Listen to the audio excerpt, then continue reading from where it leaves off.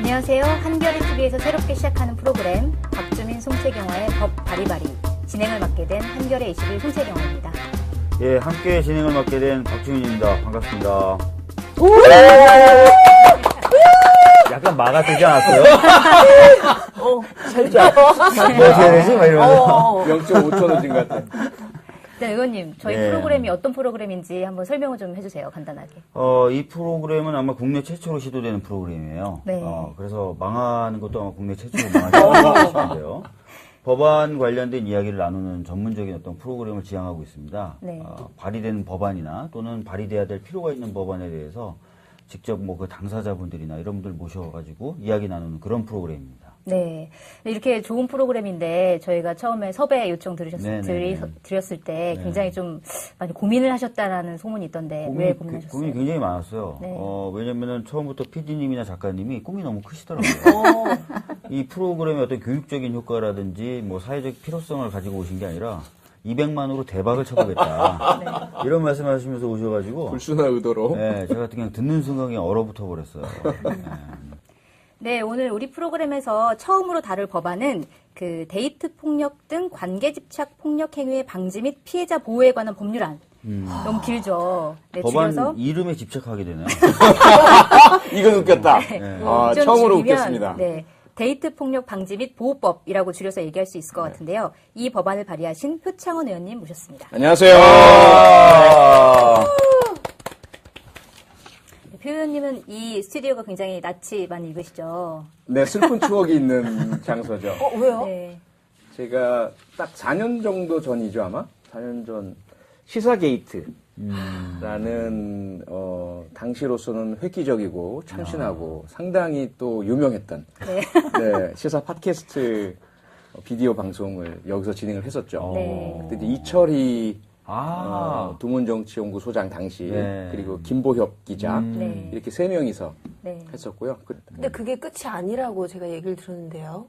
그 표 의원님 때문에 네. 그 스태프들이 갑자기 직업을 잃어서 생활고에 시달렸다며. 그런 소문이 있습니다. 예. 표현님이 돌연 뭐 전혀 상의도 없이 갑자기 그만두시게 됐던 거예요? 갑자기. 아니요, 돌연 상의도 없이는 아니고요. 상의했어요. 상의했어요? 예. 상의는 하고 돌연 그만두신 거예요, 그럼? 아니요, 어떻게 상의를 된 겁니까? 여러 차례 계속 하면서 예. 결국 그만뒀죠. 돌연이라는 말은 아닌 것 같고요. 취소하시기 바랍니다. 예. 아니, 그러니까. 속 기록에서 삭제해 주세요. 예. 그게 제가 소문 듣기로는 채무자를 만난 느낌. 작가님께서 그 표 의원님 사진에 눈을 파가지고 들고 다닌다는 소문이 있더라고요. 그래서 요새 갑자기 예. 제가 급격히 노안이 와가지고요. 예, 예. 이유도 없이. 집에서 이렇게 인형 찌른다고. 아니, 그래서 그랬구나. 첫 번째 게스트로 이제 표현님을 모신 이유가 다 있어요. 왜요? 편집된 거 보면 아실 거예요. 복수군요. 복수전. 본의아니게 저로 인해서 피해를 입으신 작가분들, 스태프분들께 이 자리를 빌어서 진심으로 심심한 사과의 말씀드립니다.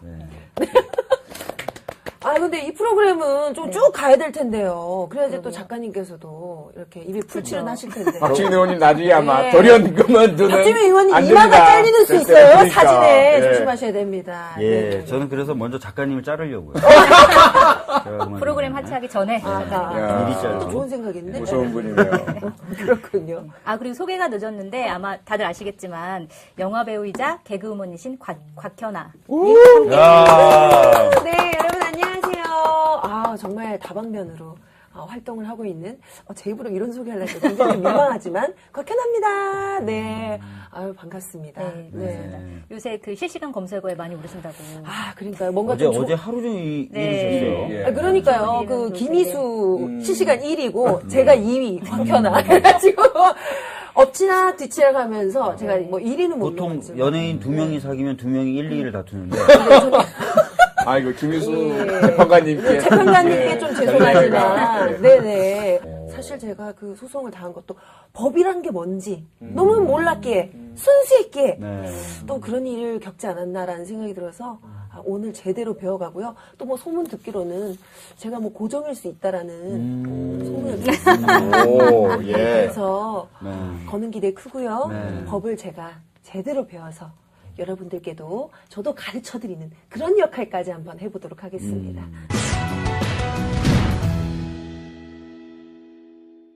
그 데이트 폭력 방지 및 보호법 네. 대표 발의를 하셨잖아요.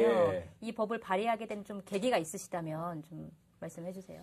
계기는 사실 직접적 계기하고 오래된 계기가 있어요. 네. 직접적 계기는 다들 아시고 분노하셨던 서울 신당동에서 발생한 맞아요. 그 데이트 폭력 사건이죠. 영상이 그대로 공개가 됐고 네. 너무 참혹한 술에 취한 20대 남성이 길가에서 여자친구를 무차별 폭행하다 못해 트럭을 몰고 돌진했습니다.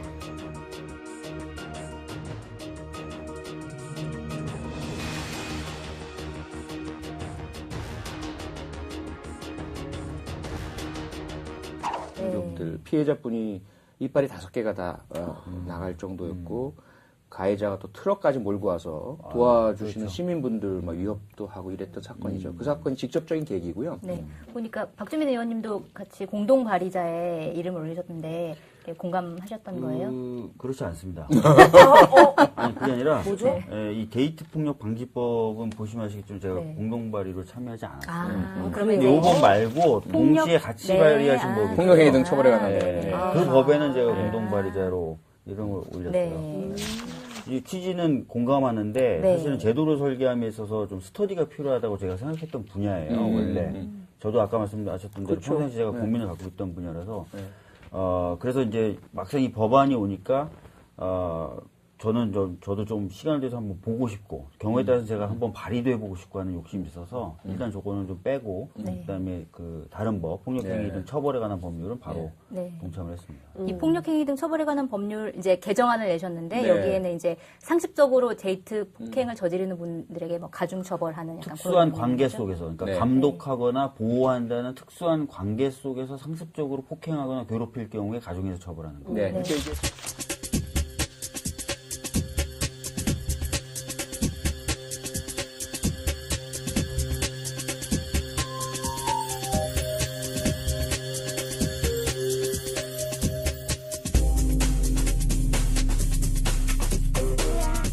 네. 그러니까 이게 데이트 폭력뿐만 아니라 더 망라적이죠. 갑질, 예. 갑질 네. 폭력. 아. 그러니까 피해자가 신고도 잘 하지 못하고 피해 사실을 알리거나 받기도 힘들고 그러다 보니까 가해자가 상습적으로 지속적으로 폭력을 행사하는 그런 상태를 말합니다. 그것이 데이트 폭력, 데이트 관계이거나 혹은 헤어진 상태일 수도 있고요. 직장에서 상사가 부하 직원에게 그럴 수도 있고요. 네, 그것까지 다 학교에서 포함해서. 선배가 후배에게 할 수도 있고 이런 모든 것들을 관계에서 비롯된 특수한 상황에서 상습적으로 지속되는 폭력 여기에 대한 가중처벌을 하기로 합니다. 최근에 데이트 폭력도 많이 화제가 되고 있는데요. 체대에서의 선배에 의한 후배 구타, 네, 또는 뭐 끊임없이 코치에 있었죠. 의한 선수 네. 구타, 이것도 계속 문제가 되고 또 네. 며칠 전에 보시면 아시겠지만 그 다리에 멍이 새까맣게 든 그 체대에서의 그 폭행 사건 관련된 사진도 올라와서 사실 그런 것들을 좀 망라적으로 좀 그럼요. 처벌할 수 있는. 그러니까 말씀하신 거 들어보니까 모든 인간관계에서 상하관계에서 이루어지는 폭력, 뭐 예. 폭언, 뭐 이런 부당한 부분을 다 아우르는 그런 법인 거 아니에요? 지금 보니까. 권력적인 권력적인. 상습 폭력이라고 보시면 될 것 같습니다. 아, 네네. 저는요, 또 갑자기 이런 법안이 이제 우리가 오늘 논의를 해봐야 되는데, 또 우리 개인적인 얘기도 한번 해봐야 되잖아요. 네. 혹시 데이트 폭력을 경험한 적이 있으신지 또 궁금하네요. 네, 저는 안 그래도 이게 주제여가지고 생각을 좀 하다 보니까 당시에는 그게 폭력이라고 느끼지 못했는데 지금 되돌아보니 이것도 폭력이었겠구나 싶었던 게 뭐냐면 이제 막 남자친구랑 싸우잖아요. 그럼 다투면은 뭐 확 가버리는데 남자친구가 뭐 손목을 탁 잡는다. 근데 걔 좀 세게 잡아가지고 멍이 든다. 약간 이런 것들이 일종의 폭력이 아니었겠나 이런 생각이 들어요. 충분히 물리적인 폭력이었던 것 같고 또 여러 가지 생각나는 것들이 좀 있었던 것 같아요. 박현아 씨는 좀 어떠세요? 근데 사실 저 같은 경우는 뭐 혹시 데이트 폭력 당한 적 있지 않을까. 이제 워낙 또 남자들이 줄줄줄 따를 것 같고 그래서 네, 맞아요. 동의합니다. 예. 저 동의가 반대가 아니에요. 늦으셔가지고 좀 화가 날라 그러네. 표현이 아까 보니까 항상 0.5초 늦으시. 예. 좀 늦으시네. 요즘 제가 좀 정신이 없습니다. 저는 솔직히 한번 좀 미안했던 적은 있었던 것 같아요. 그렇다고 해서 뭐 본격적으로 때리거나 이랬던 적은 무서운데요? 왜 이렇게 만지세요? 그러니까 뺨을 때리거나 예. 이랬던 적은 없었던 것 같고 네. 과거에 제 연애 경험을 비춰봤을 때 그렇게 매너가 좋았다거나 훌륭하다는 생각은 못 하고요. 항상 헤어졌던 분들에게 죄송한 부분이 있어요.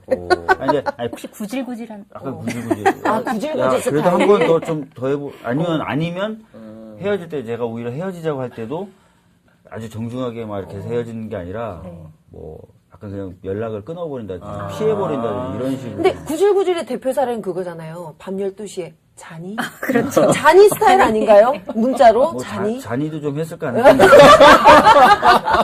했을 것 같다. 뭐 이런 말씀이셨고. 그래서 저는 제 짝꿍이 되게 고마워요. 아. 저를 사람 만들었어 사실. 와. 평생 잘하셔야겠네요. 순애보내요, 순애보. 네. 왜 넘어가려고 그러세요? 시간이 좀 없지 않나요? 아니, 다음 주제만 할 게 충분히 많은데. 꼭 얘기를 들어가야 될 것 저는 같아요. 굉장히 거예요. 솔직한 네. 분위기를 자아내서 표현님이 다 실토하게 만든다. 저희 건 다 편집하고 예. 제 것만. 그냥 우리 내보낼 오늘 거예요. 국회의원 한 명 보내기. 이미 아는데 제가 걸릴 수 있는. 해보세요. 근데 저는 네. 제 아내의 표현을 빌자면 처음 만날 때부터 제가 폭력적이었대요. 패션 폭력. 완전. 옷 입은 게 어쩌면 그렇게 촌스러운지. 패션 테러리스트. 그렇죠. 그래서 뭐 같이 앉기만 하면 폭탄이 터질 것 같은데. 예. 민망한. 그러니까 뭐 그 당시에 경찰관이었으니까 네. 흔히 말하는 기지바지, 양복바지 있잖아요. 네. 거기다 까만 이제 단화 신고 위에는 또 보라색 겨울이었는데 폴라티를 네. 입었는데 대단히 이제 촌스러운 상상만 보라색 해도 폴라티인데 여기까지 있는 거 아니에요? 이렇게? 아니요 그런 건 상체 아니에요. 티 말고 네. 여기까지만 있고. 그런 건 아니에요. 네, 여기 또 되게 주목할 만한 연구 결과가 하나 있는데 지난 8월에 한국형사정책연구원에서 나온 논문이에요. 성인의 데이트 폭력 가해 요인이라는 내용의 논문인데 여기서 이성교제 경험이 있는 성인 남성 2,000명을 조사를 했는데 여기서 80%가 연인에게 한 번이라도 폭력을 행사한 적 있다 이렇게 대답을 했다고요. 80% 가요? 네, 굉장히 높은 수치인데요. 뭐 여기에는 이제 골절, 타박상 이런 상해를 입힌 게 한 8.7%, 성추행이 37.9%, 그다음에 성폭력도 17.5% 이렇게 많은데 이제 가장 많았던 게 뭐였냐면, 그러니까 생활을 통제하는. 네, 71.7%, 그러니까 누구와 함께 있는지 항상 확인하고 이렇게 감시를 하는 거였는데 이게 또 어떻게 보면 남성의 입장에서는 사랑하니까 이 정도 통제는 할 수 있는 거 아니냐 이렇게 생각을 할 수도 있을 것 같아요. 근데 이것도 어떻게 보면 폭력적인 행동의 일종이라고 보시는 건지 어떻게 좀 보세요? 일단 폭력이라는 것 자체가요. 저희가 범죄심리학에서는 네. 사실은 신체적 폭력뿐만 아니라 언어적 폭력, 정서적 폭력, 경제적 폭력까지를 폭력이라고 해요. 그러니까 정서적 폭력이란 것은 그 언어적 폭력이 말로 하는 거니까 정서적 폭력은 예를 들어 이렇게 싸늘한 눈초리로 계속 쳐다보잖아요. 혹은 해줘야 할 말을 안 해준다든지 상대방으로 하여금 느낌으로 자꾸 뭔가 기분 나쁘고 혹은 저 사람이 나한테 뭐 불만이 있나 이런 상태를 계속 지속시키는 것도 정서적 폭력이라고 해요. 아, 그래요? 거기다가 경제권을 쥔 사람, 그 사람이 뭐 돈을 벌어온 사람이건 아니면 그 계좌를 관리하는 사람이건 간에 가정에서든 어디서든 상대방이 필요한 용돈이든 생활비를 줘야 되잖아요. 근데 그걸 안 주고 그것을 그 권력을 빌미로 해서 상대방을 자기 마음대로 좌지우지하려는 그것을 경제적 폭력이라고 해요. 그러니까 그렇게 보면 지금 말씀하신 것들이 다 폭력이죠. 다 폭력은 폭력인데 그것이 형사적으로 가벌성이 있느냐, 비난 가능성이 있느냐, 그것을 처벌할 만큼이 아니냐 정도의 차이가 있을 뿐이죠. 아, 근데 굉장히 이게 좀 범죄인이 아니냐를 말하기가 애매한 부분이 있을 것 애매하죠. 같아요. 왜냐하면 사실 우리는 예전부터 널 사랑하니까 구속하는 거야. 뭐 이런 거를 좀 로맨틱하다고 생각하는 경우도 있어요. 뭐 자기는 왜 나 간섭 안 해? 뭐 이러면서 나 안 궁금해? 뭐 이런 것도 있잖아요. 나한테 관심 없어? 왜 나 어디 있는지 안 물어봐? 뭐 이러면서. 경기가 굉장히 애매하더라고요. 그러니까요. 애매해요. 이런 예. 경우에. 그리고 예전 드라마 같은 경우에도 실제로 남자가 여성을 구속하면서 그게 사랑인 것처럼 표현되는 드라마도 되게 많았고. 그쵸. 최근에도 보면은 저도 약간 이게 좀 그래도 되나 싶었던 게, 그러니까 굉장히 둘이 막 싸우다가 갑자기 남자가 여자를 확 끌어안으면서 뭐 뽀뽀를 하는 약간 강제로. 장면이라든지. 예. 근데 실제로 당한 여자 입장에서는 전혀 로맨틱하지 않을 수 있는데 그게 마치 로맨틱함의 포장을 쓰고 드라마에 나온다는 것 자체도 저는 좀 약간 위험하다는 생각이 들더라고요. 맞아요. 그렇죠. 네. 아, 박력 있는 남자라고 막 네. 그런 식으로 포장이 되더라고요. 네. 그래서 이게 중요한 게 뭐냐면 과거에는 사실 일반인의 그 상식이라는 그런 관점에서 주로 접근을 했는데 네. 최근에는 그것이 피해자의 관점으로 옮겨가는 그런 그 트렌드예요. 네. 세계적으로. 네. 그래서 예를 들어 뭐 보통 사람들이 그 정도라면 나는 뭐 폭력 피해 당했다고 생각하지 않아. 그런데 이 특별한 한 분은 자라온 환경이나 또 그걸 상대방이 알고 있을 경우에 좀 험악한 분위기나 또는 잠깐 잡든지 이것으로도 그전에도 상당한 그런 두려움을 느끼는 것을 알고 있었다면 그건 이 사람에게 폭력이 되는 거죠. 그래서 그런 그 아주 뭐 정형화된 객관적인 접근이 아니라 그 피해 당사자의 특성에 맞고 그 당시 분위기에 맞는 그 상황에서 과연 위력을 과시하고 위해가 발생할 수 있는 정도냐 아니냐 이렇게 보고 있죠.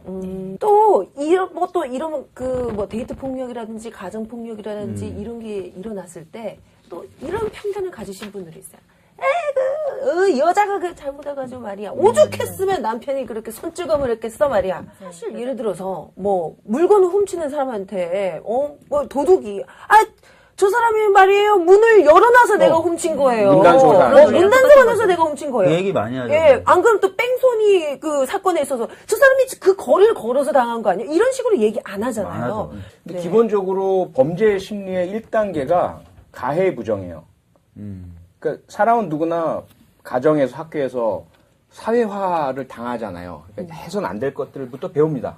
아가가 말도 배우기 전에 안 돼부터 듣잖아요. 네. 그래서 사람은 누구나 그런 도덕적 제어 장치가 강하게 어렸을 때부터 만들어질 수밖에 없어요. 그래서 금지되는 것을 할 때는 늘 두려워요. 그런데 그걸 하게 된다는 것은 그런 금지에 대한 두려움을 뚫고 넘어서는 강한 힘이 있다는 것이거든요. 그 힘의 첫째가 가해의 부정이에요. 내가 이걸 해야 되는데 이 자체가 나쁘다고 내가 인식을 못해요. 그거를 합리화시켜내면서 이 정도는 별로 나쁜 짓이 아니야라는 거죠. 저 전두환 같은 수천 명을 살해한 사람도 있는데 내가 이 정도 한다고 해서 이건 나쁜 짓이 아니야. 뭐 이렇게 합리화하는 거죠. 두 번째는 피해의 부정이에요. 피해자가 이러이러한 행동을 했으니까. 그리고 피해자는 나중에 보험으로 다 보상 커버가 될 거야 란다든지 뭐 이 정도 가지고 아이들 학대하면서 가해자들이 느끼는 게 그거예요. 우리 아이들은 강하기 때문에 이 정도 가지고 크게 오랫동안 상처가 남지 않아. 이런 식으로 피해 부정을 해요. 그리고 나서 비난자에 대한 비난을 해요. 그런 자신의 행동을 누군가가 뭐라고 할 만한 눈들이 있잖아요. 잠재적인 눈들이 경찰도 있고 사회도 있고 그러면 지들은 뭐 깨끗한가? 아하, 지들도 어디선가 뭔가 나쁜 짓을 할 텐데 왜 나한테만 그래? 라는 식의 그런 단계적인 합리화의 심리가 있어요. 그 중화 작용이라고 하는데 그때 범죄마다 좀 다르죠. 절도를 하는 사람은 그럼 피해자 탓을 안 해요. 왜냐면 그걸 자기가 나쁜 걸 알고 있어요. 알면서도 이건 어쩔 수 없어라는 것을 합리화를 합니다. 나는 돈이 없고 가난하고 그런데 이 세상이 잘못됐으니 이 사람에게 내가 신체적 피해를 끼치지 않고 물건만 훔치는 거 이 정도는 괜찮아라는 걸로 끝이 나요. 굳이 피해자에게서 원인을 찾을 필요도 없어요. 그런데 폭력은 다르잖아요. 폭력이란 것은 피해자와 자신 간의 1대1의 관계라서 피해자에게서 어떤 원인을 찾지 않으면 자신이 정당화시킬 요인이 없어요. 이 부분을 좀 더 얘기해 보고 싶은데 이게 이제 가해자 입장에서 어떤 심리는 잘 설명한 것 같은데 이게 사실은 근데 피해자? 아니 우리 사회의 지배적인 문화잖아요. 그러니까 이게 이제 어떻게 보면 남성들이 여성들을 뭔가 지배하에 두기 위해서 그런 걸 공유하고 있고 문화나 가치관으로 탄탄하게 지키고 있는 것 같고 그래서 심지어 여성분들도 그걸 내면화해서 그렇죠. 어머님들이 딸들한테 따님들한테 이제 하는 얘기가 이제 그게 본인들은 내면화가 됐고 그렇게 하는 게 비난도 덜 받고 자기 몸도 지킬 수 있는 방법이니까 편하죠. 계속 그렇게 가르치게 되고 그렇게 되는 것 같아요. 남성들의 그래서 이 뭐랄까 약간 그 커넥션 그러니까 그게 가해 부정의 커넥션? 그게 피해 부정의 커넥션? 이게 남성만이 아니라 그게 컨트롤라지라고 그래요. 컨트롤라지. 그러니까 통제학이죠, 통제학. 통제의 메커니즘, 이데올로기, 기제들 이런 것들이 작동하는 거예요. 남성이 여성에 대해서 뿐만 아니라 모든 다수자, 모든 지배자, 모든 권력자들은 그런 식으로 그 미스라고 하죠. 이 속설들을 만들어내요. 그리고 언론 매체를 통해 교육을 통해 자꾸 전파시켜요. 소수자들 자꾸 거기에 거기에 위축시키고 받아들이게 만들고 왜냐하면 안 그러면 귀찮아지거든요. 왜 우리가 차별받아야 해? 왜 우리는 집권하면 안 돼? 왜 우리는 이 정당한 권리를 찾으면 안 돼? 라고 나오기 시작하면 골치 아프거든요. 가장 대표적인 게 중국이에요. 중국의 소수민족과 그 여러 성들에서 전부 나는 우리 독립할 거야 라고 나서는 난리가 나고 중국이 와야 되거든요. 그러니까 끊임없이 그 통제의 속설들을 만들어내요. 그러면서 공포를 확산시키죠. 저 뭐 신장 위구르에서 만약에 그렇게 일어나면 박살을 내버리는 거예요. 티베트도 박살을 내버리고 그래서 피해자들 소수자들이 그걸 자기들끼리 안전해지기 위해 내 아이들이 청년들이 피해당하지 않게 하기 위해서 스스로가 우리는 이걸 받아들여야 해. 이것이 우리의 숙명이야. 내려야 그러니까 그게 되는군요. 이제 사실은 1980년도 그 봄이 왔을 때 광주를 특별히 그 지목했었던 군부가 지목했었던 이유라고도 하잖아요. 여러 군데서 막 들불처럼 일어나니까 하나 맞아요. 그리고 지역 감정으로 약간 차별받고 있었던 그것을 확실하게 진압함으로써 공포심을 심어주고 다른 데까지 해서 잠재우려고 했었다.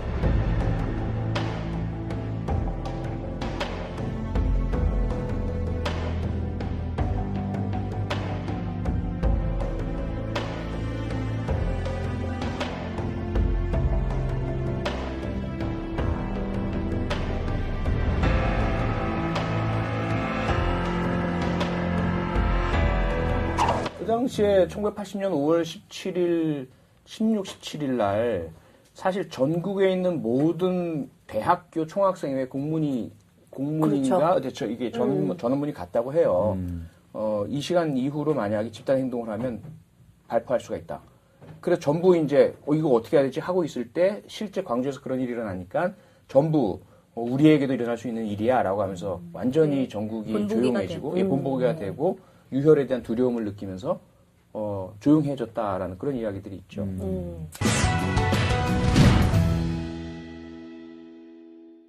네, 의원님 이제 본격적으로 법안 내용에 대한 얘기를 좀 해야 아직까지 될것 네네, 같아요. 법안에 맞아요. 대한 얘기 안 했어요. 나 아직 네, 아직까지 이제 시작입니다. 이제. 갈 때 됐는데 가야 되는데. 새로 발의하신 법안, 예. 데이트 폭력 방지 및 보호에 관한 법률, 이 법안의 내용을 좀 간단하게 설명을 좀 해주세요. 네, 가장 중요한 것은 국가와 지방자치단체에게 데이트 폭력에 대한 방지 의무를 부과한 겁니다.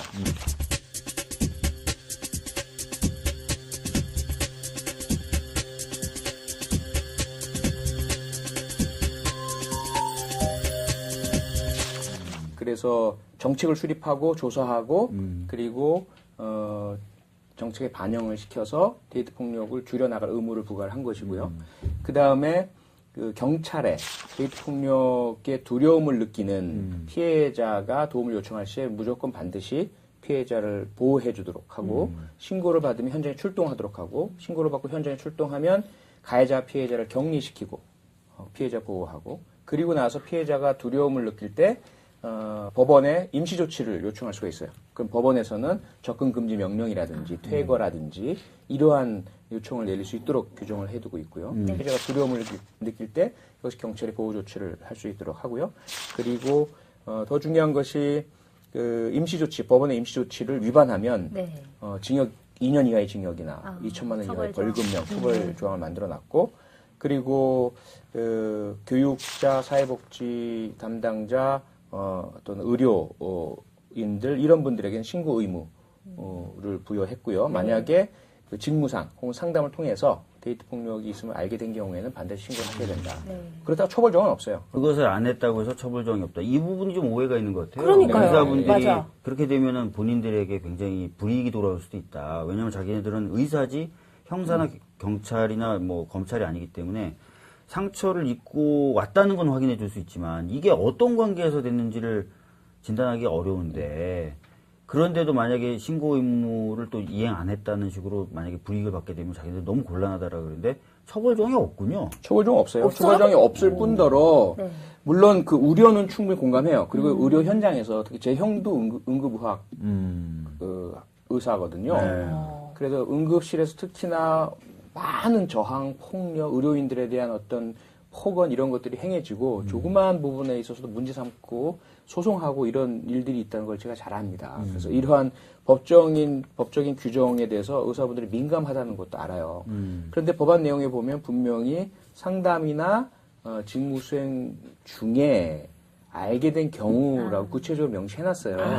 그것은 알아야 할 의무가 아니에요. 자신이 알려고 하지 않아도 자연스럽게 상담이나 치료를 하는데 환자가 이야기를 해주거나 주변에서 그런 정황이 벌어지거나 해서 모를 수 없는 상황이 되었을 때 이러한 전문 직에 종사하는 분들은 전문가 윤리 차원에서 이걸 방관하고 넘어가시면 안 된다는 거죠. 신고할 의무가 있습니다라고 명시한 것입니다. 그 부분은 약간 좀 그럼 의사분들이 오해를 하신 거네요. 오해도 있고 딱히 오해만이라고 할 수는 없는 것이 그래도 이런 법의 규정이 있으면 불법행위에 그런 민사 손해배상 청구의 빌미가 될 수는 있잖아요. 네네. 명시적인 처벌 법적 규정은 없지만. 규정이 있으니까. 네. 그래서 법적 의무는 있는데 법적 의무가 그걸 안 있으니까. 했으니까 네. 민사상 손해배상 청구를 당할 수 있다. 그렇죠. 이제 그런 우려가 있으신 거죠. 근데 현실상에서는 그럴 가능성이 거의 없다는 것은 분명히 제가 말씀드리고 싶어요. 네. 이 법안을 보면 또 이런 내용이 있어요. 아까도 잠깐 설명을 해주셨지만 범죄 발생 이전에라도 네. 그 경찰서장에게 본인이 이제 위험하다고 느끼면 뭐 신변 경호를 해달라거나 아니면은 뭐 특정 시설에 보호를 해달라거나 예. 아니면 뭐 CCTV 설치 이런 것 같은 이제 신변 보호 조치를 좀 요청할 수 있게 돼 있는데 이게 그러면 지금은 그게 안 돼 있는 건 거죠? 그러니까 지금은 지난번에 아마 그 한 4년, 5년 됐을 거예요. 경기도 수원에 있는 한 경찰서에 여성분이 기억나요? 예, 찾아갔어요. 그래서 이 스토킹과 데이트 폭력에 대한 상담을 의뢰한 거죠. 그래서 제가 두려운데 저 사람이 어떤 짓을 할지 모르고 계속 쫓아오고 그때 경찰에서는 이런 법적인 규정이 없다 보니까 보호 조치를 한다는 것도 상대방에 대해서는 또 침해가 될 수 있잖아요. 개입에 문제가 있고 공권력의 사용이 있고 그 근거 규정이 있어야 되는 것이거든요. 그런데 강력범죄가 발생하고 있는 상황도 아니고 법적으로 그렇게 해야 한다라는 어떤 의무 규정이 없는 거죠. 그러니까 경찰로서는 정식 서류로 그 고소를 하시거나 신변보호 요청서를 작성하십시오 이렇게 된 거예요. 근데 여성분이 가만 생각해보니 아직까지는 피해가 발생한 것도 아니고 혹여 괜히 잘못 작성했다가 이것이 또 보복의 빌미가 될까봐 두려워서 그냥 알겠습니다라고 그냥 나왔는데 네. 바로 그 다음에 살해를 당하신 거예요. 기다리고 있던 그 스토커에. 사건 전 숨진 여성이 이 남성에게 스토킹을 당하고 있다며 경찰에게 도움을 요청했던 것으로 드러난 수사당국의 대응에 논란이 일고 있습니다.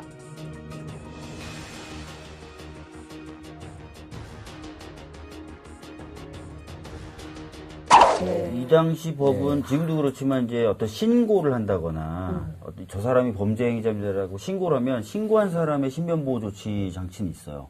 그러니까 경찰에서도 지금은 그 규정 말고는 없으니까 신고를 해라, 고소고발을 해라라고 했는데 그분이 그걸 안 하신 거죠, 그죠? 그렇죠. 고소 고발 자체가 이제 부담스러운 일일 수 있으니까. 그 신고자 보호라는 것도 이게 특정 강력범죄에 해당되는 신고일 경우에 보호를 하시기 때문에 그래서 지금 그 이 데이트 폭력 방지법이 중요한 것이 이 데이트 폭력이나 스토킹의 의미는 그 자체로도 물론 피해자에게 엄청난 고통을 주지만 이것이 더 강한 강력범죄로 나아가는 경우가 많단 말이에요. 그렇죠. 그런 우려가 크거든요. 그렇기 때문에 다른 범죄와 달리 좀 이 예비적 단계에서 피해자가 두려움을 느낀다면 경찰이 별도의 범죄 사건 발생이 아니라 하더라도 인지하지 않아도 범죄 신고를 받지 않아도 피해자 보호를 할 수 있도록 한 거죠.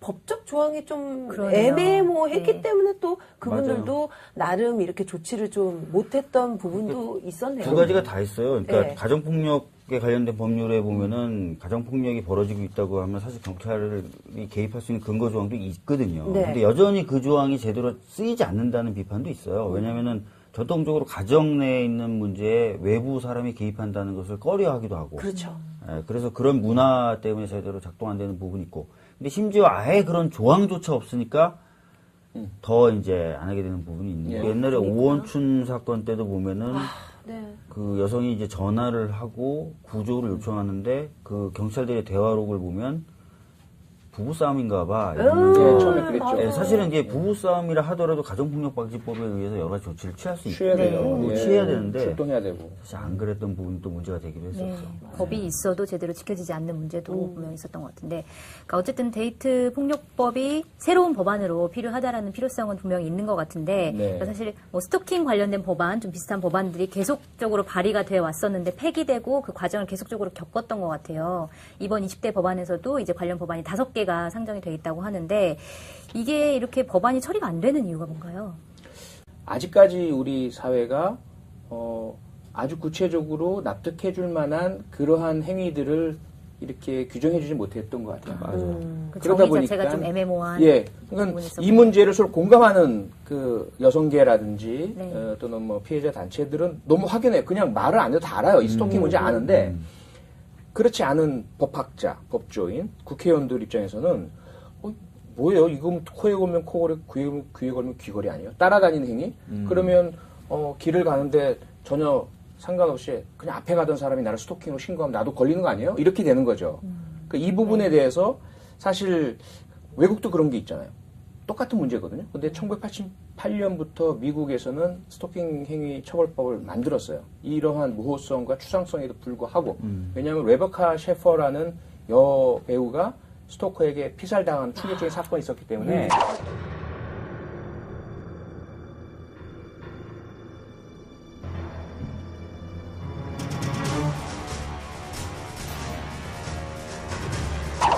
예, 이 레베카 셰퍼라는 배우가 그 전에 이 스토커를 여러 번 경찰에 신고를 했어요. 두렵다. 저 사람 보통이 아니고 정상이 아닌 것 같다. 근데 경찰에서는 그 당시 법이 없었으니까 당신을 때렸습니까? 아니면 협박했습니까? 죽인다고 했습니까? 아니요. 그건 아닌데요. 근데 왜 그래요? 자꾸 따라다니고 위협적이고 불쑥불쑥 찾아 들어오고 그 자체는 우리가 경찰에 개입할 수 없어요. 이렇게 되다가 결국은 총으로 살해당했거든요. 네네. 그러니까 우리나라도 마찬가지란 거죠. 그래서 그 스토킹 행위 처벌법이 똑같은 맥락에서 법안 발의가 되긴 했는데 그 법 기술적인 측면에서 우리나라의 상황에 맞게 국회의원들이나 법조인들이 또는 법무부나 법제처 같은 곳에서 동의 의견을 낼 수 있을 정도로 그러한 법안의 어떤 그 용어나 설명이 구체적이지 못한 측면이 있었던 것 같아요. 두 번째는 이제 상황적인 차이죠. 시간의 차이기도 하고 19대 국회 때까지만 해도 여전히 뭐 외국에서 한다고 우리도 해야 해? 우리는 좀 다르잖아? 라는 이제 분위기가 많았었고요. 네. 그런데 지금은 이번 신당동 사건도 있죠. 계속해서 발생하는 스토킹이나 데이트 폭력 이후의 강력 사건들로 인해서 많이 분위기가 바뀌어 있어요. 사실은 이제 말씀하신 대로 스토킹 법안이 범죄 행위가 어떤지 정의하기도 어려운데다가 또 좀 남성 중심주의적인 사고도 있어요. 뭐 그럼요. 10번 찍어 안 맞아. 넘어가는 이거 해가지고 아. 뭐 야씨 너 막 좋아하는 여자 요즘 대시 몇 번 했어? 3번 했는데 안 되던데 야 10번은 해봐야 돼. 이런 얘기들이 굉장히 나왔단 익숙한데요, 말이에요. 느낌이? 네. 익숙하다고요. 맞아 그런 얘기 많이 경험에서 들었던 것 우러나는 같아요. 예, 굉장히 본인이 조언을 해주셨던 거 아니에요? 진실이 느껴져요. 행동을 진실. 해본. 그래서 그렇기 때문에 그런 문화가 있다 보니까 이게 또 안 됐던 부분이 있는데 사실 이게 데이트 폭력법 발의하시는데 직접적 계기가 됐었다는 신당동 사건이요. 예. 사실은 이걸 피해자는 데이트 폭력이라고 부르지 말라 그래요. 예. 왜요? 헤어진 지 오래됐다는 거예요. 예.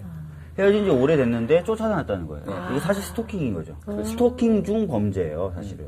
그래서 본인의 이 상황을 데이트 폭력이라고 부르지 마라.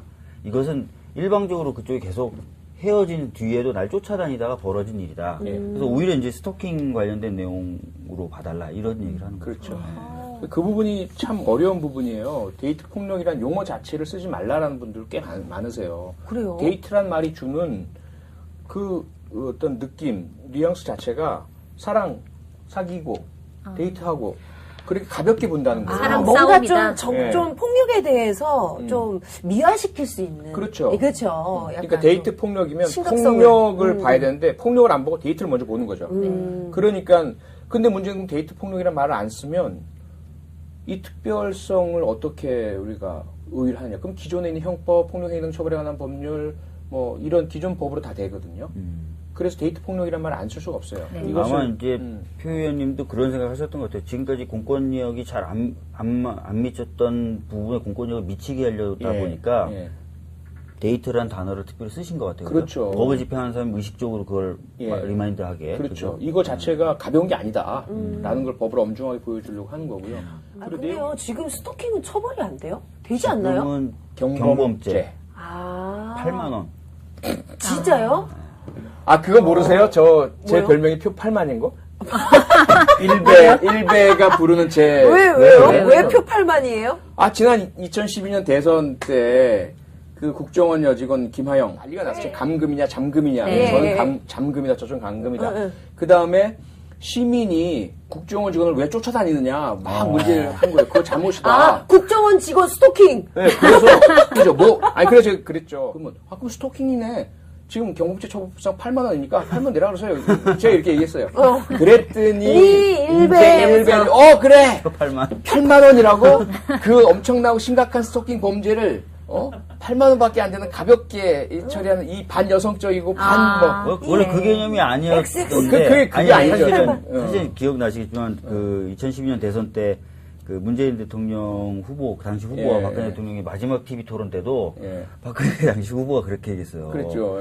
김하영 씨 같은 연약한 여자를 괴롭히는 막 이렇게 하면서 당신 인권 변호사라면서 막 그거 어떻게 생각하냐고 막 물어보고 그랬어요. 네, 맞아요. 그런 얘기 했었죠. 갑자기 그들이 인권 옹호주의자, 인권주의자, 여성주의자. 여성주의자 참 정말 웃기는 현상들을 목도하고 살아왔죠. 별명 많으시는 것 같아요. 무척 많아요. 저 네, 별명. 표 8만. 또 뭐 있으세요? 그래서 표불리라고. 아이고. 좋은 거 말하잖아. 화가 나네, 진짜. 자, 이거 그러면 이 법이 통과되면 그동안 통과 안 됐던 스토킹 방지법은 더 이상 필요 없는 건가요? 일단은 제 생각에는 다 수렴이 될 것 같아요. 이 스토킹에 대해서는 그런 관계를 특정하고 있지 않기 때문에 행위로 스토킹에 대한 정의를 따로 두고 계신 거예요? 예.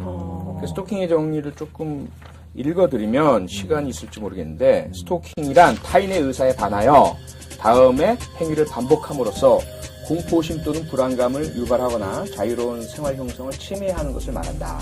그래서 그 행위 중에 뚜렷한 이유 없이 접근하거나 미행하는 행위, 주거지, 근무지, 학교 등 일상적으로 활동하는 장소 및 그 인근 지역에서 지켜보거나 통행로에 서 있는 행위, 전화 우편, 모사 전송, 정보통신망 등을 이용해서 자신의 의사를 전달하거나 사진, 그림 또는 문자를 보내는 행위, 본인이나 제3자를 통하여 물건, 그림 또는 사진 등을 보내거나 특정한 장소에 두는 행위, 또 피해자의 개인정보를 이용해서 피해자를 위한 물건을 주문하거나 서비스를 신청하거나 제3자에게 이런 행위를 하도록 하는 행위.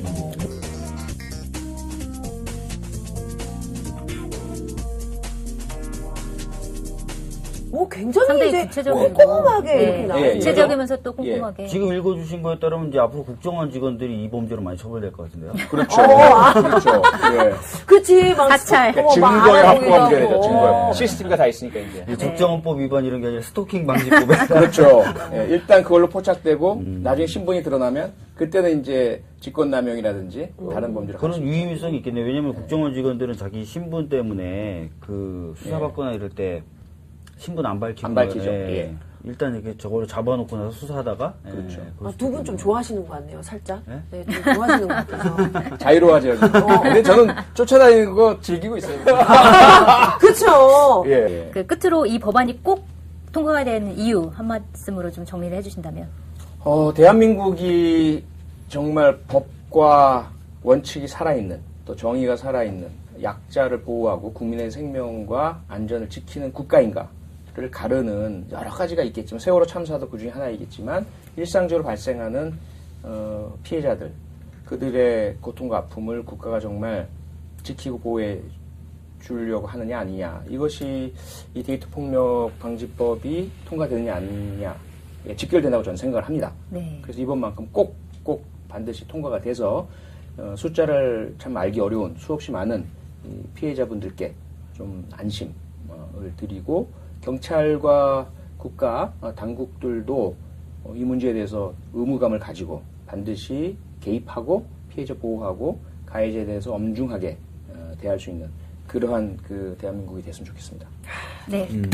꼭 통과가 되길 네, 바라겠습니다. 응원합니다. 네. 고맙습니다.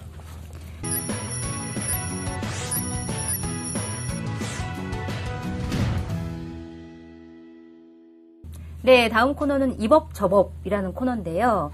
이게 뭐냐면 이제 법안이 굉장히 많이 발의가 되거든요. 한 회기당. 특히 이제 19대 국회를 보면 발의된 법안 수가 17,800여 건 발의가 됐는데, 이 가운데 실제로 입법화가 된 법안은 7,400여 건밖에 안 돼요. 그래서 한 1만 건 이상이 법안이 폐기가 되는데 20대 국회도 조금 사정이 비슷한 것 같아요. 그래서 이법 저법 이 코너에서는 그 법안들 중에서 이 법안만큼은 꼭 한번 살려보자, 이런 법안들을 하나씩 얘기하는 코너가 될 것 같아요. 그 두 의원님이 이제 계시는데 법안 발의 많이 하셨죠. 두 분 대표적으로 유명하시지 않나요? 네. 많이 하시기로? 몇 개씩 발의를 좀. 예, 오늘 오늘 경제 베트남 붙어보죠. 네. 진 사람 뭐 할까요? 아니, 이거 승부가 너무 뻔해서. 그래요? 그래요? 왠지 질 것 같다라는 느낌으로 말씀하시는데. 네, 전 불리한 싸움은 하지 않습니다. 네네. 박지우 의원님. 저 대본을 미리 봤기 때문에 뒤에 가면 꼭 그게 좋지가 않아요. 많이 발했는데. 전 지금 81개 해서 발했습니다. 81개. 네, 많으시네요. 예. 표 의원님은 전 16개. 16개. 저는 그러니까 16세 청소년이고요. 81살의 어르신입니다. 그런 식으로 미화시키시는데. 근데 중요한 건 법안 발의도 중요하지만 얼마나 더 통과됐는지도 중요하잖아요. 81? 그 중에서 얼마나 통과되셨어요? 저는 4개 통과시켰어요. 4개. 네 네 개면 개요? 어떤 건가요? 그 평균적으로 봤을 때 많은 건가요? 그러니까 사실은 이제 19대 때 시민단체들이 이제 평균을 내보니까 네. 100개 정도 발의하면 5.9개, 5개 이렇게 통과된대요. 그럼 많은 편이네요. 네 개면. 평균을 따라가고 있는 정도죠. 따라가고 있는 정도. 평균을 따라가고 있는 정도. 표 의원님 저는 1개 통과됐습니다. 16개 중에 1개면 예. 네, 나쁘지 않은 근데 스코어네요. 사실은 예. 그 쟁점이 있는 법안은 통과시키기가 어려워요. 예. 진짜 어려워요. 그다음에 뭐 형사소송법 개정안, 개정안, 네, 검경수사권 문제, 이런 거. 공수처 설치법 공수처 이런 설치법. 것들은 법안을 많이 발의해도 안 돼요. 이게 쟁점 법안이 또 안 되는 큰 이유 중에 하나가 또 국회 선진화법 그런 이유도 좀 있지 않나요? 그렇죠. 네, 한 분만 반대해도 안 돼요.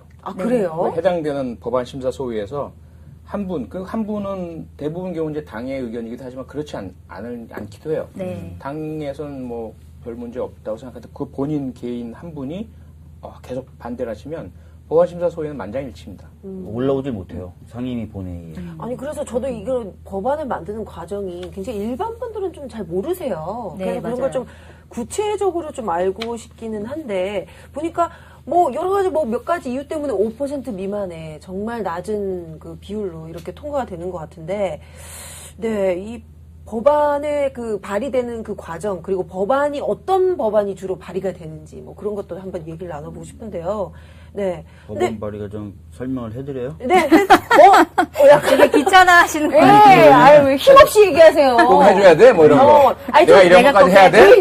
여기 양갱이나 사탕 좀 주세요. 나 박주민이야? 나한테 이런 거 시켜? 네. 타이트하게 가져가셨는데 타이트하게 해주세요. 이걸 해야 되냐? 어. 방송 초짜로서의 질문이었습니다. 네, 해주세요. 국회 입법 과정은 이제 법안 발의를 사실은 우리나라는 두 개의 기관이 할 수 있어요. 하나는 국회의원들이 할 수 있고 또 하나는 정부가 할 수 있는데요. 국회의원들이 발의할 경우에는 혼자 발의 못하고 10명의 서명을 받아야만 발의를 할 수 있습니다. 그래서 10명의 서명을 받아가지고 법률안을 발의하면은 그 국회 사무처에서 접수한 뒤에 해당되는 그 내용을 분석해서 해당되는 상임위로 보냅니다. 이거 상임위 회부라고 합니다. 그럼 상임위에 가면은 상임위에서는 바로 뭐 의결해서 넘기는 경우도 있지만 대부분 법안심사 소위라는 곳에 다시 보내요. 상임위 밑에 있는 소위. 근데 그 법안심사 소위에서 아까 말씀하셨던 것처럼 구성원 전원이 합의를 해야만 다시 상임위 본회의로 올라가요. 그래서 상임위 본회의에서 다시 의결을 거친 다음에 법사위로 가고 법사위에서는 다시 또 소위로 떨어뜨립니다. 물론 법사위 전체회의에서 바로 통과되는 것도 있지만 그러면 역시 마찬가지로 법사위에서도 소위에 있다가 법사위 전체회의에 있다가 본회의로 올라가는 과정을 거죠. 근데 소위가 만장일치 구조라는 게 있고 식물 국회가 됐다는 평가를 받고 있는데요. 그 이유는 두 가지인데 실질적으로 본회의에 올리려면 만장일치가 필요해져 버린 상황이 벌어진 거죠. 만장일치 아니려면 180석 이상이 되든지. 근데 그런 의석 구조가 안 되니까 안 되는 거고. 두 번째는 예산을 국회가 감시하는 기능이 큰 기능이었는데 반대로 또 예산에 대해서는 일정한 기간 동안 국회가 심사를 안 하면 그냥 자동 상정이 돼버리게 돼서 정부 예산 권한을 세게 만들어지고 또 의회는 또 입법을 통해서 정부를 통제하는데 입법 기능 약화시키고 그래서 정부에 대한 국회 통제 기능이 굉장히 약해졌죠.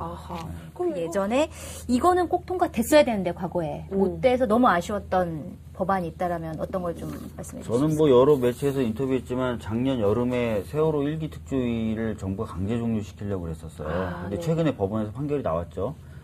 정부가 강제 종료시켰던 그 시점이 사실 종료 시점이 아니었다라는 게 1심 판결로 나왔어요. 근데도 불구하고 법을 이제 엉망으로 해석해서 그냥 종료를 시켜버렸는데 그때 아예 좀 더 명확하게 하기 위해서 의회 차원에서 할 수 있는 건 아까 말씀드렸던 대로 법을 개정해서 정부를 통제하는 거니까 법을 아예 개정해서 기간을 늘려버릴 생각이었어요.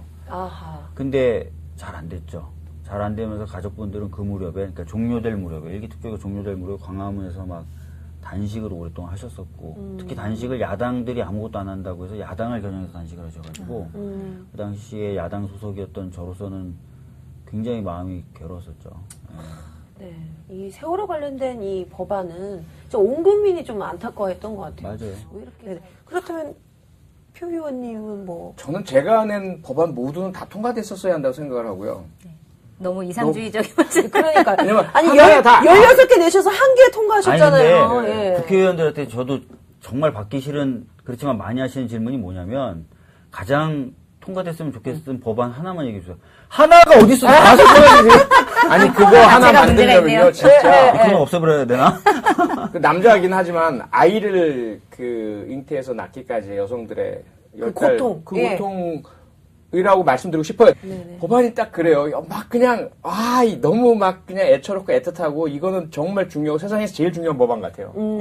형사소송법 개정안이라든지 뭐 지금 데이트 폭력 방지법, 폭력행 등 처벌에 관한 법률 위반 법률 그 개정안, 뭐 경찰위원회법 하나하나가 사실은 너무나 소중하고 꼭 좀 통과됐으면 하는. 경찰위원회법 그 발의하신데 저도 공동 발의 참여했는데 굉장히 좋은 법안이에요. 저도 계속 고민하고 있었던 거거든요. 그러니까 경찰의 정치적 중립성과 예, 독립성을 예. 키울 수 있는 법안이라서 굉장히 괜찮은 법인데, 괜찮은 법일수록 이상하게 항상 후순위로.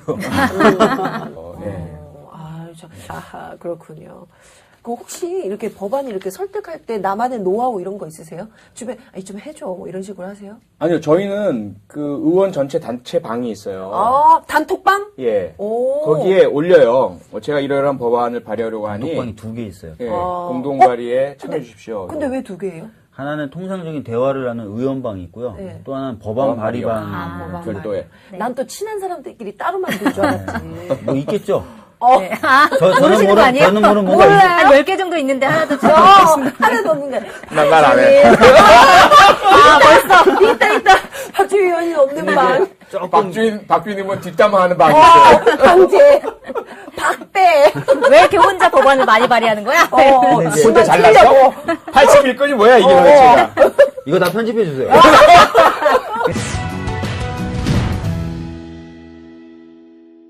예, 오늘 이 프로 보신 분들, 프로 보시면서 여러 가지 생각이 떠오르셨을 것 같아요. 그 중에 법안 발의로 이어질 수 있을 만한 좋은 아이디어가 있으시면은, 저희들 밑으로 지나가는 이 주소로 좀 보내주시면은 저희들이 국회에서 실제로 발의될 수 있도록 한번 노력해 보도록 하겠습니다.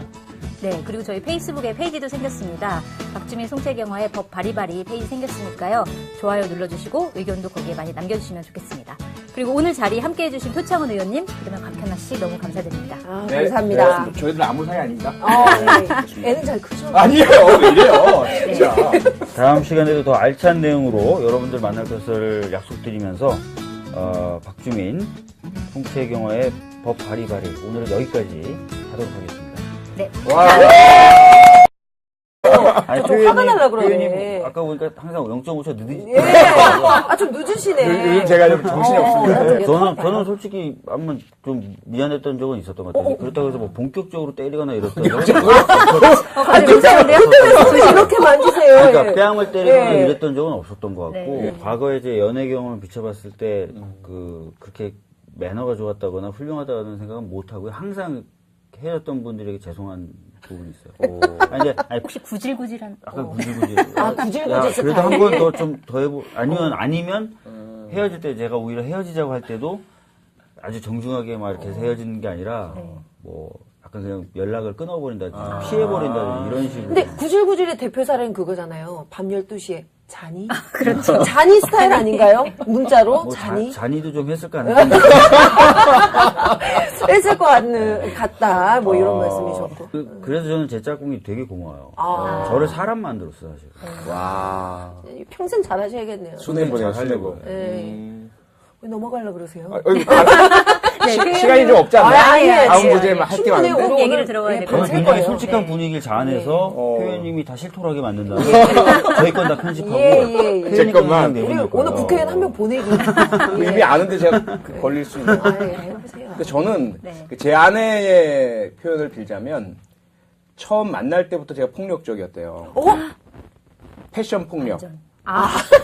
옷 입은 게 어쩌면 그렇게 촌스러운지. 패션 테러리스트. 그렇죠. 그래서 뭐 같이 처음에- 앉기만 폭탄이 터질 것 같은데. 예. 민망한. 그러니까 뭐 그 당시에 경찰관이었으니까 네. 흔히 말하는 기지바지, 양복바지 있잖아요. 네. 거기다 까만 이제 단화 신고 위에는 또 보라색 겨울이었는데 폴라티를 네. 입었는데 대단히 이제 촌스러운 상상만 보라색 해도 폴라티인데 여기까지 있는 거 아니에요? 이렇게. 아니요 그런 건 상체 아니에요. 티 말고 네. 여기까지만 있고. 그런 건 아니에요. 네, 여기 또 되게 주목할 만한 연구 결과가 하나 있는데 지난 8월에 한국형사정책연구원에서 나온 논문이에요. 성인의 데이트 폭력 가해 요인이라는 내용의 논문인데 여기서 이성교제 경험이 있는 성인 남성 2,000명을 조사를 했는데 여기서 80%가 연인에게 한 번이라도 폭력을 행사한 적 있다 이렇게 대답을 했다고 해요. 80% 가요? 네, 굉장히 높은 수치인데요. 뭐 여기에는 이제 골절, 타박상 이런 상해를 입힌 게 한 8.7%, 성추행이 37.9%, 그다음에 성폭력도 17.5% 이렇게 많은데 이제 가장 많았던 게 뭐였냐면, 그러니까 생활을 통제하는. 네, 71.7%, 그러니까 누구와 함께 있는지 항상 확인하고 이렇게 감시를 하는 거였는데 이게 또 어떻게 보면 남성의 입장에서는 사랑하니까 이 정도 통제는 할 수 있는 거 아니냐 이렇게 생각을 할 수도 있을 것 같아요. 근데 이것도 어떻게 보면 폭력적인 행동의 일종이라고 보시는 건지 어떻게 좀 보세요? 일단 폭력이란 것 자체가요. 저희가 범죄심리학에서는 네. 사실은 신체적 폭력뿐만 아니라 언어적 폭력, 정서적 폭력, 경제적 폭력까지를 폭력이라고 해요. 그러니까 정서적 폭력이란 것은 그 언어적 폭력이 말로 하는 거니까 정서적 폭력은 예를 들어 이렇게 싸늘한 눈초리로 계속 쳐다보잖아요. 혹은 해줘야 할 말을 안 해준다든지 이게 상대방으로 하여금 느낌으로 자꾸 뭔가 기분 나쁘고 혹은 저 사람이 나한테 뭐 불만이 있나 이런 상태를 계속 지속시키는 것도 정서적 폭력이라고 해요. 아, 그래요? 거기다가 경제권을 쥔 사람, 그 사람이 뭐 돈을 벌어온 사람이건 아니면 그 계좌를 관리하는 사람이건 간에 가정에서든 어디서든 상대방이 필요한 용돈이든 생활비를 줘야 되잖아요. 근데 그걸 안 주고 그것을 그 권력을 빌미로 해서 상대방을 자기 마음대로 좌지우지하려는 그것을 경제적 폭력이라고 해요. 그러니까 그렇게 보면 지금 말씀하신 것들이 다 폭력이죠. 단 폭력은 폭력인데 그것이 형사적으로 가벌성이 있느냐, 비난 가능성이 있느냐, 그것을 처벌할 만큼이 아니냐 정도의 차이가 있을 뿐이죠. 아, 근데 굉장히 이게 좀 범죄인이 아니냐를 말하기가 애매한 부분이 있을 것 애매하죠. 같아요. 왜냐하면 사실 우리는 예전부터 널 사랑하니까 구속하는 거야. 뭐 이런 거를 좀 로맨틱하다고 생각하는 경우도 있어요. 뭐 자기는 왜 나 간섭 안 해? 뭐 이러면서 나 안 궁금해? 뭐 이런 것도 있잖아요. 나한테 관심 없어? 왜 나 어디 있는지 안 물어봐? 뭐 이러면서. 경기가 굉장히 애매하더라고요. 그러니까요. 애매해요. 이런 예. 경우에. 그리고 예전 드라마 같은 경우에도 실제로 남자가 여성을 구속하면서 그게 사랑인 것처럼 표현되는. 안녕하세요. 한겨레 TV에서 새롭게 시작하는 프로그램 박주민 송채경화의 법 바리바리 진행을 맡게 된 한겨레 21 송채경화입니다. 예, 함께 진행을 맡게 된 박주민입니다. 반갑습니다. 약간 마가 되지 않았어요? 살짝 뭐 해야 되지? 막 이러면서. 0.5초 늦은 것 같아요. 네, 의원님, 저희 예. 프로그램이 어떤 프로그램인지 한번 설명을 좀 해주세요, 간단하게. 이 프로그램은 아마 국내 최초로 시도되는 프로그램이에요. 네. 그래서 망하는 것도 아마 국내 최초로 망하지 싶은데요. 법안 관련된 이야기를 나누는 전문적인 어떤 프로그램을 지향하고 있습니다. 네. 발의되는 법안이나 또는 발의돼야 될 필요가 있는 법안에 대해서 직접 뭐 그 당사자분들이나 이런 분들 모셔가지고 이야기 나누는 그런 프로그램입니다. 네. 이렇게 좋은 프로그램인데 저희가 처음에 섭외 요청 네네네. 드렸을 때 굉장히 좀 많이 고민을 하셨다라는 소문이 있던데 왜 고민하셨어요? 고민이 굉장히 많았어요. 네. 왜냐면은 처음부터 PD님이나 작가님이 꿈이 너무 크시더라고요. 이 프로그램의 어떤 교육적인 효과라든지 뭐 사회적 필요성을 가지고 오신 게 아니라 200만으로 대박을 쳐보겠다. 이런 말씀하시면서 오셔가지고 불순한 의도로. 네, 제가 그냥 듣는 순간 그냥 얼어붙어 버렸어요. 네, 오늘 우리 프로그램에서 처음으로 다룰 법안은 그 데이트 폭력 등 관계 집착 폭력 행위의 방지 및 피해자 보호에 관한 법률안. 너무 길죠. 네, 법안 줄여서 이름에 집착하게 되네요. 이건 웃겼다. 좀 처음으로 줄이면, 웃겼습니다. 네. 데이트 폭력 방지 및 보호법이라고 줄여서 얘기할 수 있을 것 같은데요. 이 법안을 발의하신 표창원 의원님 모셨습니다. 안녕하세요. 표 의원님은 이 스튜디오가 굉장히 낯이 많이 익으시죠? 네, 슬픈 추억이 있는 장소죠. 왜요? 네. 제가 딱 4년 정도 전이죠, 아마? 4년 전 시사게이트라는 당시로서는 획기적이고 참신하고 상당히 또 유명했던 네, 시사 팟캐스트 비디오 방송을 여기서 진행을 했었죠. 네. 그때 이제 이철희 두문정치연구소장 당시 네. 그리고 김보협 기자 네. 이렇게 세 명이서 네. 했었고요. 근데 그게 끝이 아니라고 제가 얘기를 들었는데요. 그 표 의원님 때문에 네. 그 스태프들이 갑자기 직업을 잃어서 네, 생활고에 시달렸다며. 그런 소문이 있습니다. 예. 표 의원님이 돌연 뭐 전혀 상의도 없이 갑자기 그만두시게 됐던 거예요? 갑자기. 아니요, 돌연 상의도 없이는 아니고요. 상의했어요. 상의했고. 상의했어요? 예. 네. 상의는 하고 돌연 그만두신 거예요, 그럼? 아니요, 어떻게 상의를 된 겁니까? 여러 차례 계속 하면서 예. 결국 돌연이라는 말은 아닌 것 같고요. 취소하시기 바랍니다. 예. 아니, 보니까- 수업 기록에서 삭제해 주세요. 예. 그게 제가 소문 듣기로는 채무자를 만난 느낌. 작가님께서 그 표 의원님 사진에 눈을 파가지고 들고 다닌다는 소문이 있더라고요. 그래서 요새 갑자기 예. 제가 급격히 노안이 와가지고요. 예, 예. 이유도 없이. 집에서 이렇게 인형 찌른다고. 아니, 그래서 그랬구나. 첫 번째 게스트로 이제 표 의원님을 모신 이유가 다 있어요. 왜요? 편집된 거 보면 아실 거예요. 복수군요. 복수전. 본의아니게 저로 인해서 피해를 입으신 작가분들, 스태프분들께 이 자리를 빌어서 진심으로 심심한 사과의 말씀드립니다. 근데 이 프로그램은 좀 쭉 가야 될 텐데요. 그래야지 또 작가님께서도 이렇게 입에 풀칠은 하실 텐데. 박지민 의원님 나중에 아마 예. 돌연 그만두는. 박지민 의원님 안 이마가 됩니다. 잘리는 수 절대. 있어요. 그러니까. 사진에 예. 조심하셔야 됩니다. 예, 네. 저는 그래서 먼저 작가님을 자르려고요. 제가 그만 프로그램 하차하기 전에. 야. 미리 또 자르고. 좋은 생각인데. 무서운 분이네요. 그렇군요. 그리고 소개가 늦었는데 아마 다들 아시겠지만 영화 배우이자 개그우먼이신 곽현아. 야. 네, 여러분 안녕하세요. 정말 다방면으로 활동을 하고 있는 제 입으로 이런 소개하려니까 굉장히 민망하지만 곽현아입니다. 네, 반갑습니다. 네, 네. 요새 그 실시간 검색어에 많이 오르신다고.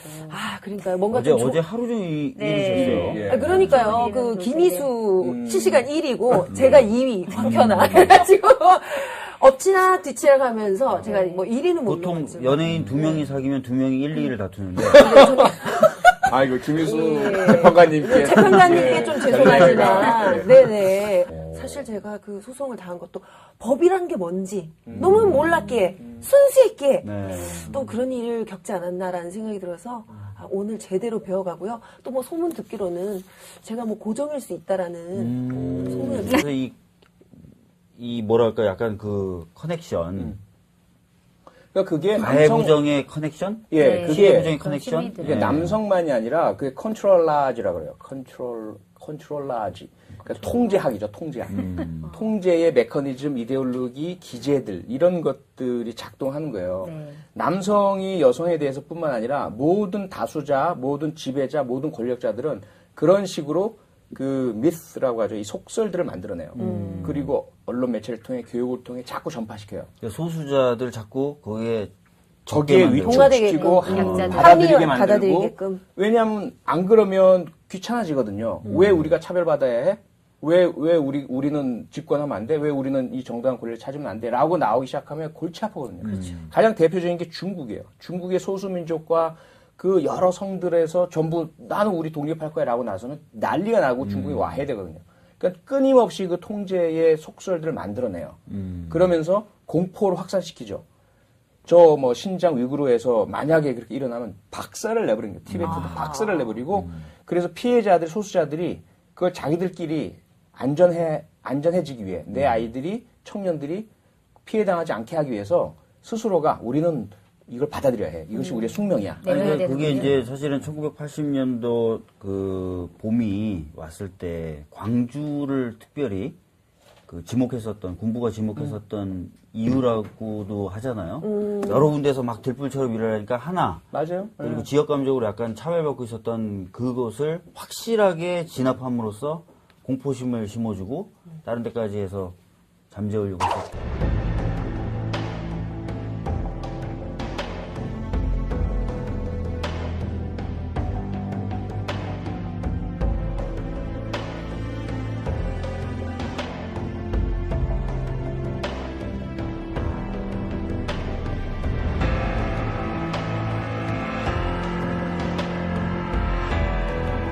당시에 1980년 5월 17일, 16, 17일 날 사실 전국에 있는 모든 대학교 총학생회 공문인가 대체 이게 전원문이 갔다고 해요. 이 시간 이후로 만약에 집단 행동을 하면 발표할 수가 있다. 그래서 전부 이제 이거 어떻게 해야 되지 하고 있을 때 실제 광주에서 그런 일이 일어나니까 전부 우리에게도 일어날 수 있는 일이야라고 하면서 완전히 전국이 조용해지고 본보기가 되고 유혈에 대한 두려움을 느끼면서 조용해졌다라는 그런 이야기들이 있죠.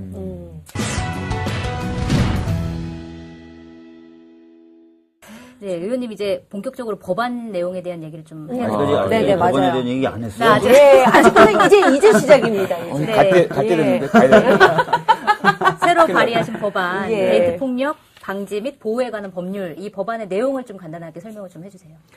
네, 가장 중요한 것은 국가와 지방자치단체에게 데이트 폭력에 대한 방지 의무를 부과한 겁니다.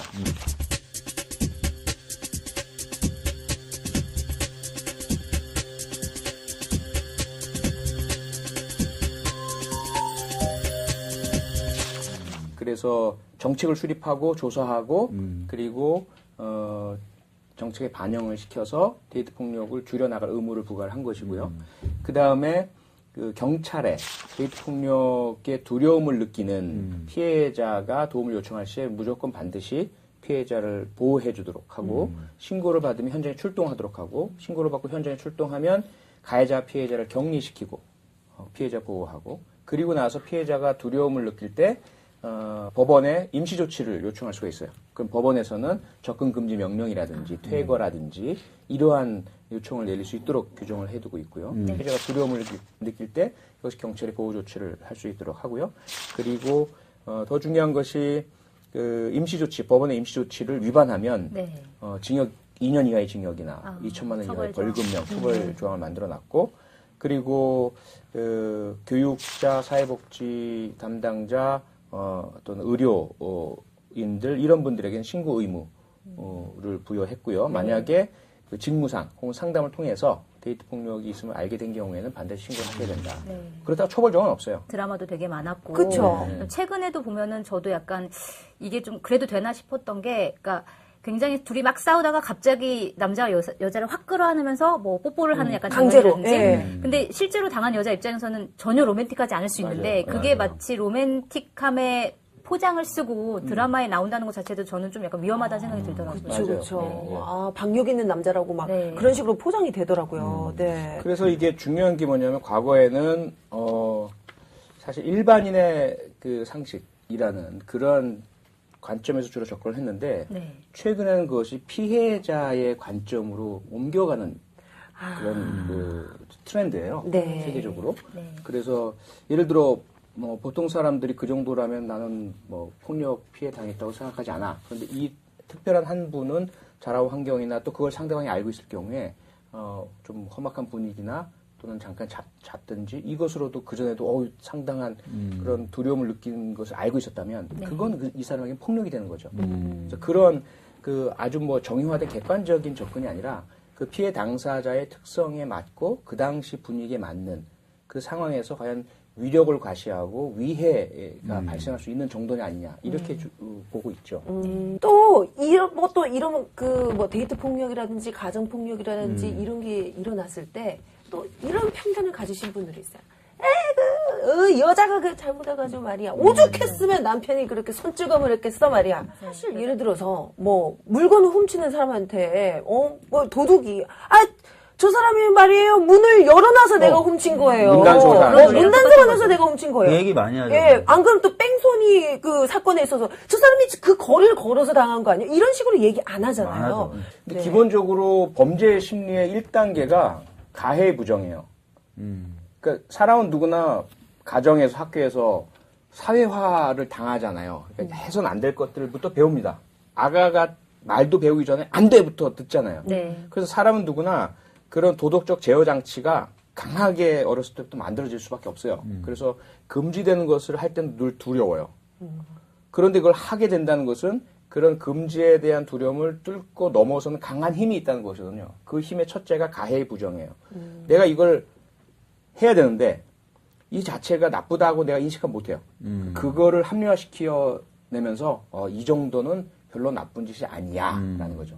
저 전두환 같은 수천 명을 살해한 사람도 있는데 내가 이 정도 한다고 해서 이건 나쁜 짓이 아니야. 뭐 이렇게 합리화하는 거죠. 두 번째는 피해의 부정이에요. 피해자가 이러이러한 행동을 했으니까. 그리고 피해자는 나중에 보험으로 다 보상 커버가 될 거야. 란다든지. 뭐 이 정도 가지고 아이들을 학대하면서 가해자들이 느끼는 게 그거예요. 우리 아이들은 강하기 때문에 이 정도 가지고 크게 오랫동안 상처가 남지 않아. 이런 식으로 피해 부정을 해요. 그리고 나서 비난자에 대한 비난을 해요. 그런 자신의 행동을 누군가가 뭐라고 할 만한 눈들이 있잖아요. 잠재적인 눈들이 경찰도 있고 사회도 있고 그러면 지들은 뭐 깨끗한가? 아하, 지들도 어디선가 뭔가 나쁜 짓을 할 텐데 왜 나한테만 그래? 라는 식의 그런 단계적인 합리화의 심리가 있어요. 그 중화 작용이라고 하는데 그때 범죄마다 좀 다르죠. 절도를 하는 사람은 그럼 피해자 탓을 안 해요. 왜냐면 그걸 자기가 나쁜 걸 알고 있어요. 알면서도 이건 어쩔 수 없어라는 것을 합리화를 합니다. 나는 돈이 없고 가난하고 그런데 이 세상이 잘못됐으니 이 사람에게 내가 신체적 피해를 끼치지 않고 물건만 훔치는 거 이 정도는 괜찮아라는 걸로 끝이 나요. 굳이 피해자에게서 원인을 찾을 필요도 없어요. 그런데 폭력은 다르잖아요. 폭력이란 것은 피해자와 자신 간의 1대1의 관계라서 피해자에게서 어떤 원인을 찾지 않으면 자신이 정당화시킬 요인이 없어요. 이 부분 좀 더 얘기해 보고 싶은데 이게 이제 가해자 입장에서 어떤 심리는 잘 설명한 것 같은데 이게 사실은 근데 피해자 아니 우리 사회의 지배적인 문화잖아요. 그러니까 이게 이제 어떻게 보면 남성들이 여성들을 뭔가 지배하에 두기 위해서 그런 걸 공유하고 있고 문화나 가치관으로 탄탄하게 지키고 있는 것 같고 그래서 심지어 여성분들도 그걸 내면화해서 그렇죠. 어머님들이 딸들한테 따님들한테 이제 하는 얘기가 이제 그게 본인들은 내면화가 됐고 그렇게 하는 게 비난도 덜 받고 자기 몸도 지킬 수 있는 방법이니까 편하죠. 계속 그렇게 가르치게 되고 그렇게 맞습니다. 되는 것 같아요. 남성들의 이 그렇습니다. 그래서 거는 기대 크고요. 법을 제가 제대로 배워서 여러분들께도 저도 가르쳐드리는 그런 역할까지 한번 해보도록 하겠습니다.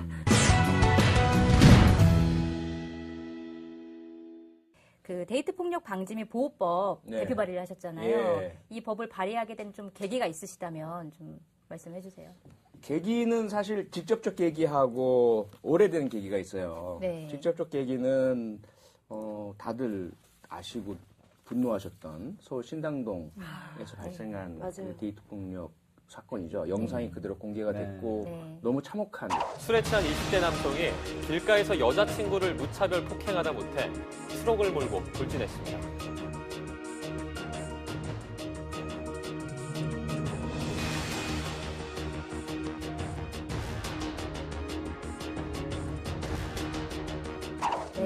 피해자분이 이빨이 5개가 다 나갈 정도였고 가해자가 또 트럭까지 몰고 와서 도와주시는 시민분들 막 위협도 하고 이랬던 사건이죠. 그 사건이 직접적인 계기고요. 네. 보니까 박주민 의원님도 같이 공동 발의자에 이름을 올리셨는데 공감하셨던 거예요? 그렇지 않습니다. 아니 그게 아니라 이 데이트 폭력 방지법은 보시면 아시겠지만 제가 공동 발의로 참여하지 않았어요. 그러면 근데 요법 말고 동시에 같이 발의하신 법이 폭력행위 등 처벌에 관한 그 법에는 제가 공동 발의자로 이름을 올렸어요. 이 취지는 공감하는데 사실은 제도를 설계함에 있어서 좀 스터디가 필요하다고 제가 생각했던 분야예요. 원래 저도 아까 말씀하셨던 대로 평상시 제가 고민을 갖고 있던 분야라서 그래서 이제 막상 이 법안이 오니까 저도 좀 시간을 내서 한번 보고 싶고 경우에 따라서 제가 한번 발의도 해보고 싶고 하는 욕심이 있어서 일단 조건을 좀 빼고 그다음에 그 다른 법 폭력행위 등 처벌에 관한 법률은 바로 동참을 했습니다. 이 폭력행위 등 처벌에 관한 법률 이제 개정안을 내셨는데 여기에는 이제 상습적으로 데이트 폭행을 저지르는 분들에게 뭐 가중 처벌하는 약간 특수한 그런 관계 거죠? 속에서 그러니까 감독하거나 보호한다는 특수한 관계 속에서 상습적으로 폭행하거나 괴롭힐 경우에 가중해서 처벌하는 거예요. 그러니까 이게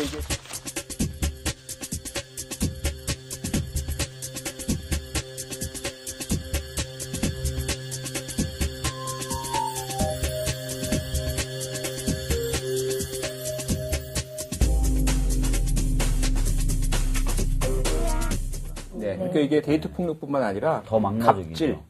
갑질 폭력. 그러니까 피해자가 신고도 잘 하지 못하고 피해 사실을 알리거나 인정받지 않기도 힘들고 그러다 보니까 가해자가 상습적으로 지속적으로 폭력을 행사하는 그런 상태를 말합니다. 그것이 데이트 폭력, 데이트 관계이거나 혹은 헤어진 상태일 수도 있고요.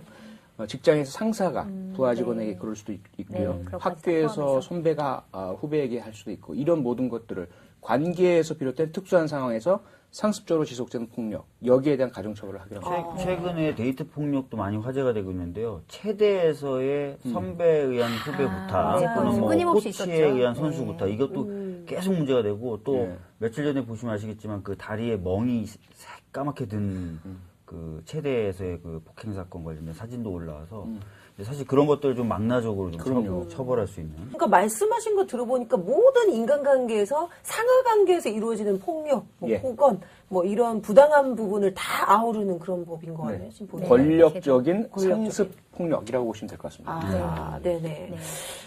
저는요, 또 갑자기 이런 법안이 이제 우리가 오늘 논의를 해봐야 되는데, 또 우리 개인적인 얘기도 한번 해봐야 되잖아요. 네. 혹시 데이트 폭력을 경험한 적이 있으신지 또 궁금하네요. 네, 저는 안 그래도 이게 주제여가지고 생각을 좀 하다 보니까 당시에는 그게 폭력이라고 느끼지 못했는데 지금 되돌아보니 이것도 폭력이었겠구나 싶었던 게 뭐냐면 이제 막 남자친구랑 싸우잖아요. 그럼 다투면은 뭐 확 가버리는데 남자친구가 뭐 손목을 탁 잡는다. 근데 걔 좀 세게 잡아가지고 멍이 든다. 약간 이런 것들이 일종의 폭력이 아니었겠나 이런 생각이 들어요. 충분히 물리적인 폭력이었던 것 같고 또 여러 가지 생각나는 것도 좀 있었던 것 같아요. 박현아 씨는 좀 어떠세요? 근데 사실 저 같은 경우는 뭐 혹시 데이트 폭력 당한 적 있지 않을까. 이제 워낙 또 남자들이 줄줄줄 따를 것 같고 그래서 네, 맞아요. 동의합니다. 예. 아, 예. 뭐 이 아, 저 무슨 동의가 반대가 늦으셔가지고. 아니에요.